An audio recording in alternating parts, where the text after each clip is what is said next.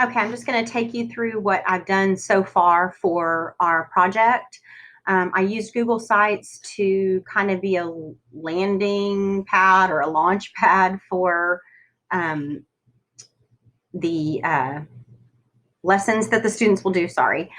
So I have the home page, I've got my background and unit rationale, and then you can either go up here to visit each area, or you can go down here, and I did little subcategories on the pedagogy that this is using, the content that we'll address, and then the technology that we're using. So if you click on the pedagogy page, I wanted to show how these are the learning theories that my unit addresses: social and cognitive constructivism. But I wanted to try to show how writing workshop parallels with those two theories, and then I'm working on how to show that the flipped classroom also parallels. I don't know that this is the best way to show that, but a Venn diagram was just too small to try to get so much text in. So if you guys have any better ways of showing how those things overlap, I'd love to hear some feedback about that. So these are the learning theories. This is how writing workshop addresses cognitive constructivism, and this is how it addresses the social. It really focuses on the social. And then on the flipped classroom, I'm going to show the same, and I think I already said that. So then if you go to the content area, or you go back to the home page and navigate from there, these are third grade TEKs. I'm addressing a third grade classroom, which I address on the home page in my background and rationale. So basically what I'm doing is taking the kids through the writing process for writing a personal narrative. The technology that we're going to be using, this is just really a list of the different technologies I use throughout the lesson, and I'll give the rationale behind each as I'm going through the lesson component. So this is the link to the Google Classroom. You'll click that, and now we can go through the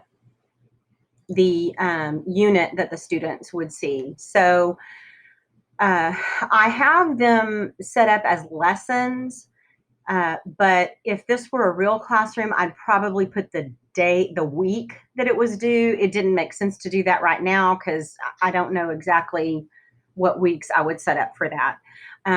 So this is where we're going to brainstorm ideas for writing. What I did was I put the materials are the things that I needed to share with you guys as an audience. But the assignment is the one that distinguishes what they're going to be doing. I hope that makes sense. So here's their objective. I put the TEK in the objective. Oh, I didn't. Sorry. The objective is in the assignment itself. I will brainstorm ideas for writing a personal narrative. Maybe that's not the best place to put that. So that's the TEK. That's really just for you guys. Here is the assignment. It says, watch the video on brainstorming ideas for writing a personal narrative. This is their video. It's from Edpuzzle. And so by using Edpuzzle, I'm able to check for understanding. There are, I think, 6 questions in this video. And after they've done that, then they go to the Jamboard and they add 2 ideas that they think they might be able to write about. So this video teaches them about how to brainstorm ideas, and this is just a place for them to stick a couple of ideas after watching that. I did all of these lessons based on a completion rubric, and it's just 3 points. 1 if you didn't do it. Actually, that probably should be 0 if you didn't do it. 2 if you attempted it but didn't finish it, and 3 if you completed it. So I probably need to work on that rubric a little bit. So that's what they would do. I can show you what that Jamboard would look like for them. So I have put a couple of examples so that they have something to kind of reflect on. And the way I'm holding them accountable is they would put their student number.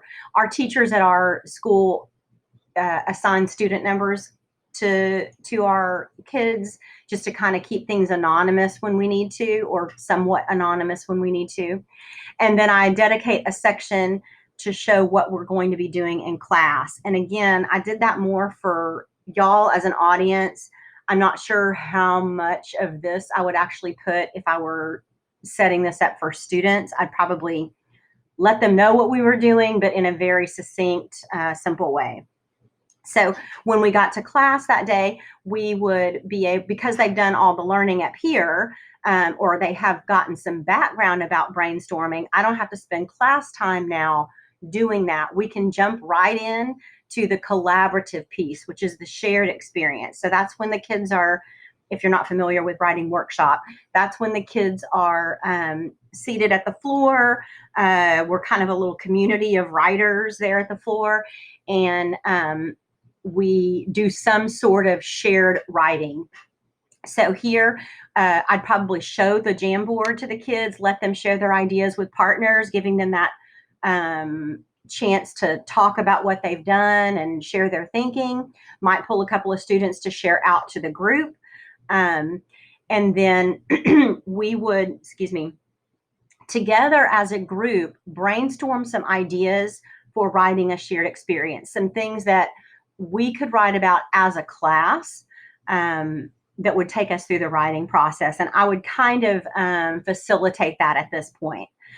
We might use some sort of graphic organizer like a heart map, which is just a heart, and you just throw your ideas inside of that, or some sort of organizer similar to what she uses in the video. And then, of course, then you release that responsibility to students. You ask them to go off to their seats and work on brainstorming ideas for their own writing. And they, because this is kind of the first step, I'd probably let them really collaborate a lot, working in groups to add ideas. And they would do that in whatever graphic organizer we had used up here in our shared experience. That also gives me a chance to do writing conferences. So I've got quite a bit more time in my writing block now because they've done this learning up here. So now I can conference with those writers. And conferencing just is a very authentic conversation that you have with students about their writing. So you sit down next to a student, you ask them if, you know, they would mind that you look at what they're writing, or if they tell you what they're writing about today or what they're doing today as a writer, and you just start that conversation. Then you close the lesson in some sort of shared experience again, where students are either talking to one another in a group or sharing ideas out to the whole group about what they've added. So here they started brainstorming. They thought about a couple of ideas. Here we've extended that, and they've really given some more thought to what they could write about that's important in their life. So basically, I feel like I'm talking a lot, but basically that's what occurs in every one of these lessons. So I take the student, and it feels a little bit repetitive as far as the way I'm doing this, but Writer's Workshop is a very structured framework, even though what's happening in it is very authentic. The framework itself is very structured, if that makes sense. So the next one is just, again, they watch a video. I got this one from Edpuzzle. Here they respond with a flip grid. So where I try to do the variation in the asynchronous part is with whatever activity they do after some of the learning occurs, or some of the understanding. So here they do a flip grid to respond. I'll give this link to you guys if you want to look more carefully at my actual lessons, but I don't want to spend a lot of time talking about that here just in the draft. It doesn't make sense to do that. And so then again, I share with the audience what I'm doing for shared experience, with the students then go do my teacher conferences and then closure. The next lesson is watermelon versus seed. Here's their asynchronous that they do before class, watching the video. They sort on a Google slide the two different types of stories, watermelon versus seed. I would love some help with this part because I don't know how to get the students to share that back with me individually. I don't have enough experience with that. So let me show you what I'm asking about. So I'm wanting each student individually, before they come to class, I want them to go into this Google slide and drag and drop each topic idea into the correct category. Like, is this a watermelon seed or a a watermelon story or a seed story? Drag it into the right one. Then I want them to be able to save that, maybe using their name or whatever, or save it to some sort of class drive, maybe. I don't know. I'm kind of new to the Google Classroom, and I'm not an expert at it. So if you know of a way to do that, I would love your feedback about that. So thank you. Again, lesson 4 is starting strong. And then I've not gotten it past here. I still have strong endings, revising with thought shots, then proofreading, and then publishing.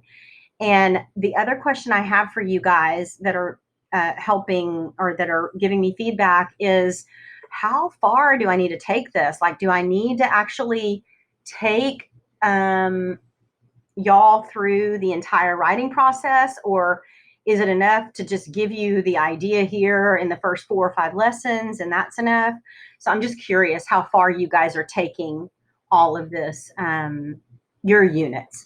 So I guess I'll figure that out when I watch y'all's. But anyway, I thank you for your time. I appreciate you. I know I'm a little wordy and probably said too much, but I would appreciate you guys giving me your feedback, telling me what's missing, what I need to do, anything that would help my project become a little better. All right. Thank you.